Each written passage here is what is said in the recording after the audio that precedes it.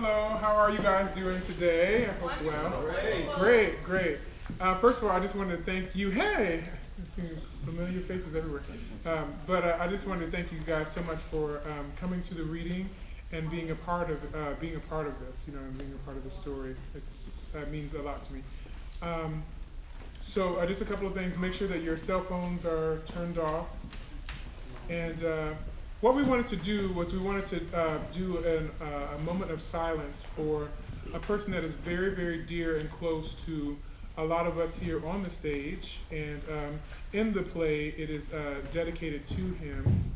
He was a costume designer, a teacher, a mentor, and he was even the reason how I even got to DC. And I'm not going to get emotional, but it is Reggie Ray. He passed away last year in October, and he was such a phenomenal person to so many people, and he touched so many people's lives. And it's just so important to, you know, continue to carry the torch in any way that you can. You know what I mean? So yeah, let's just offer a moment of silence.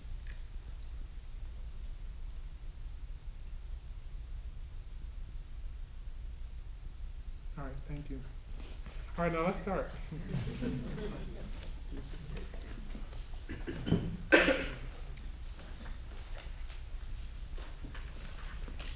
This is Daydream, a play inspired by the life of Billy Strayhorn for Reggie Ray, 1957 to 2014. The main action of the play takes place in two worlds, 1965 and 2015. There are flashbacks spanning from 1915 to 1965. The characters are as follows: Billy Strayhorn in 1965, Duke Ellington, Aaron Bridgers, Mercer Ellington, Lena Horne, Douglas Bray, and the jazz singer. In 2015, it is Andre Moore, Alice Moore, Zara Moore, Chance Kennedy, Vivian Dupree, and Charles Wise. Dream Sequence, Prelude, 2015. Andre and Alice's house, Washington, D.C. Andre is in his bedroom, sitting on his bed, while he's listening to Billy Strayhorn's Something to Live For on the radio. Andre drifts off to sleep.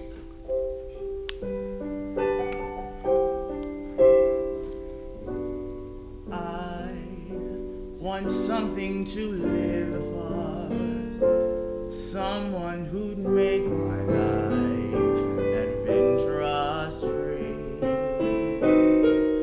Alice enters with a bunch of groceries in hand. She begins to put them away, and they both are unaware of each other. Someone who'd take my life and make it seem as I say it ought to be. Why can't I have love like that brought to me? My eye is watching the noon crowd, searching the promenade, seeking the clue to the one who will someday be my something to live for.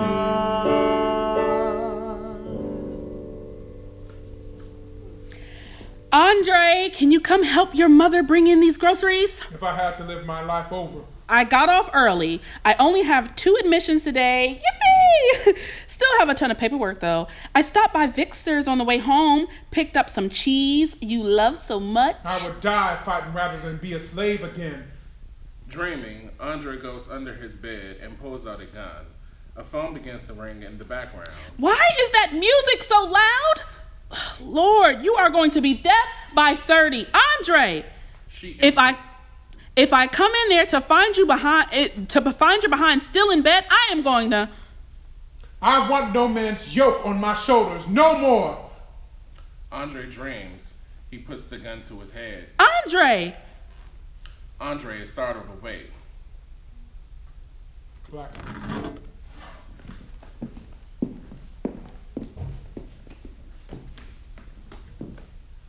Act 1, Scene 1. Wake up. phone ringing, a book of slave narratives is next to him on his bed. Fuck. Hello? Shade comes from reading. Reading came first. You in town? How are you? Thee is cute, real cute. Got in last night. How is she, though? She. Chance Kennedy, emasculating one black man at a time. Oh, am I? Arrest me, I'm dangerous. How is she, though? I'm fine. Did you forget? Forget what? Oh, of course not. I know you did, hence why I called in enough time to get dressed. Chase Plaza, happy hour, okay? 5:30. You just woke up, didn't you? What, you work tonight? Yeah. Okay, I'll make sure you get to work with plenty of time to spare. Bye. Hangs up, phone rings again. Chance, if you don't let me get dressed, I promise. Oh my goodness. I cannot stand it. Oh. Hi, is this Andre? Hello? Hi, this is Anthony. And it's a great day with Susie and Loans. Oh, I didn't mean to answer you. I'm sorry, I'm calling to inform you. I don't have it today. Can I set up a partial payment? Sir, we set one up for you last week. I know, but something came up. I still don't have it. I understand that, sir. But your bill is now outstanding. You will need to pay the full amount today. And there isn't another payment arrangement we can work out? No, I'm sorry, sir. Are you? Should I go ahead and process this transaction with your card on file? By all means. Transaction processed successfully. Have a great morning, sir. Oh, would you mind filling out a survey at the end of the, Andre abruptly hangs up the phone. So much for a happy hour. Act 1, Scene 2, The Interview, 1965. Setting, the New School Auditorium, New York City. Douglas Bray, president of Duke Ellison Society, prepares for his guest society talks interview with Billy Strayhorn. A couple of months ago, I was given the formidable task of introducing tonight's guest. For weeks, I worried over every word, every syllable, trying to figure out something to come up with that's worthy enough to honor this man in his career. But at last, I've come to realize that there aren't words capable of such a task. What does one say about a man whose career spans over 30 years creating masterpieces? A pianist, gifted lyricist, composer, and arranger. It has been said that he treats the score page like an instrument. He is a man responsible for composing an Ionic theme song for the Duke Ellington Orchestra, Take the A Train. However, little is known about this man and his and how he contributes outside immediate circles. To quote Mr. Ellington, he is rarely seen but always heard. Well, tonight, we have come to hear and see him. Ladies and gentlemen, the Duke Ellington Society Guest Talks proudly welcomes Mr. Billy Strayhorn. Billy Strayhorn enters. There is a quiet, gracious confidence about his stride. He gives a modest bow and sits down. Good evening, Mr. Strayhorn. Evening, Mr. Bray. May I? Of course. It's a pleasure speaking with you, Mr. Strayhorn. No. The pleasure's all mine. All mine. My, what an introduction. It doesn't even scratch the surface. Shall we begin? Let's. Ancient Chinese philosopher Lao Tzu once said, the journey of 1,000 miles begins with one step. Let's begin ours with your first step. Where were you born? Well, I was born in Dayton, Ohio, but raised in the Homewood district of Pittsburgh, PA. There was a steel mill in Braddock. Your father found work there? Indeed. What were your parents' names? Lillian and James Nathaniel Strayhorn. In my research, I found that your birth certificate registered under the name Baby Boy Strayhorn for over 5 years. That is correct. I was born gravely ill and I wasn't expected to make it. So I was born nameless. And the music program was in your grade school? I had no music during grade school except when one ordinarily gets, group singing, and that's about all. One thing I wanted to play was the piano, and I wanted that so badly. But my family didn't have a piano. You can't learn to play one if you haven't got one. How did you get a piano? I started selling papers on the corner. On that same corner was a drugstore, and occasionally I would do errands for druggists, deliver medicines and things like that. Well, eventually, the druggist hired me. So I saved and finally bought myself a piano. I started to study, and the more I learned, the more I wanted to learn. My family was kind of large and couldn't indulge me in all my wishes, so I had to do this for myself. It wasn't easy, but I guess if you want something hard enough, it just gets done. What high school did you attend? Westington House High. I wanted to become a concert pianist. So it's 1935 and you graduated high school. What did you do post Westinghouse? Were there any projects you became a part of? Why, yes. Fantastic Rhythm. Can you tell us about Fantastic Rhythm? Well, Stunt Day was a little performance put together by the seniors at Westinghouse every year. A gentleman, Oliver Fowler, he went by the name Boggy, approached me about working on Stunt Day that year. I offered to write the entire show. You did? Indeed. So I became involved in this show and did become deeply involved. Actually, in those early days, what I was doing was arranging and composing and lyric writing, but I thought nothing of it. According to reviews, you composed 10 original songs completed with lyrics, background music for the dances and skits. There were even arrangements for a 12-piece orchestra. I was just doing it to try and make the show a success. And a success it was. One of those songs you wrote arranged for Duke Ellington's orchestra.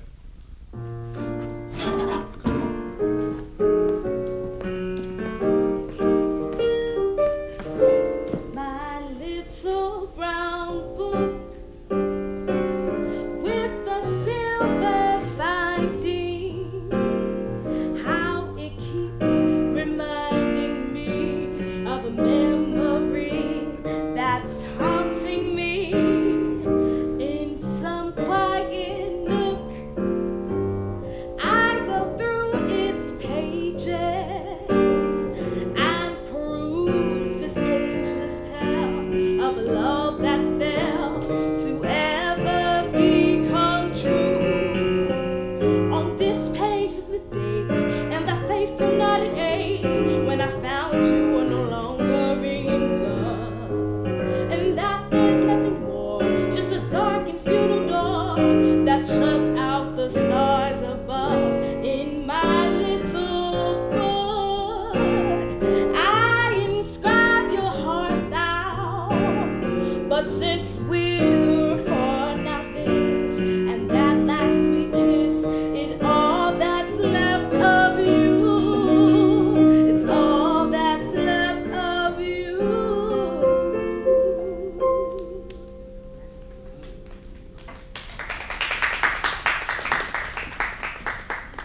Act 1, Scene 3, 2015, Cocoa Beats. Andre's mother, Alice, is cooking in the kitchen, and she's listening to My Little Brown Book on the radio. Andre enters. Who's that? Too easy. Diane Reeves.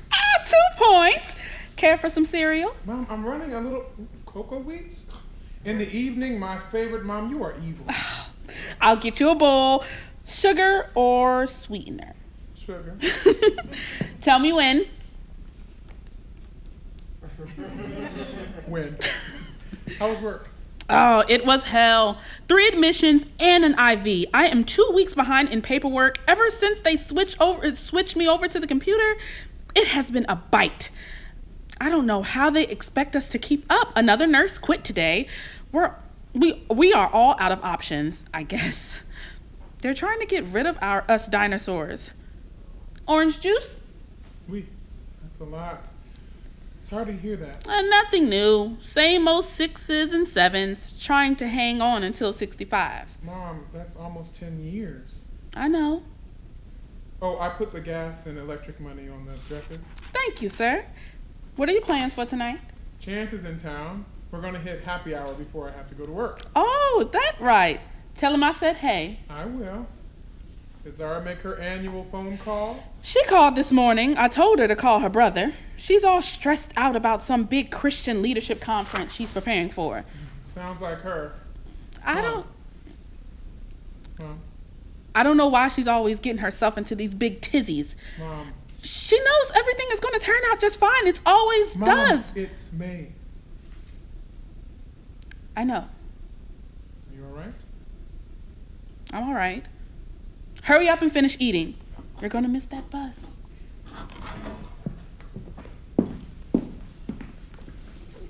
Act 1, Scene 4, 1965, Billy meets Duke. Distinguished friends and family of our Duke Ellington Society, we have come here tonight, and here is the moment that you've all been waiting for. Mr. Strayhorn, how did you meet Duke Ellington? Well, I was working at the drugstore, and an acquaintance of mine, David Perelman, went to pharmacy school with George Greenlee. Mr. Greenlee is the nephew of Gus Greenlee. David told George. David Paramount and George Greenlee enter.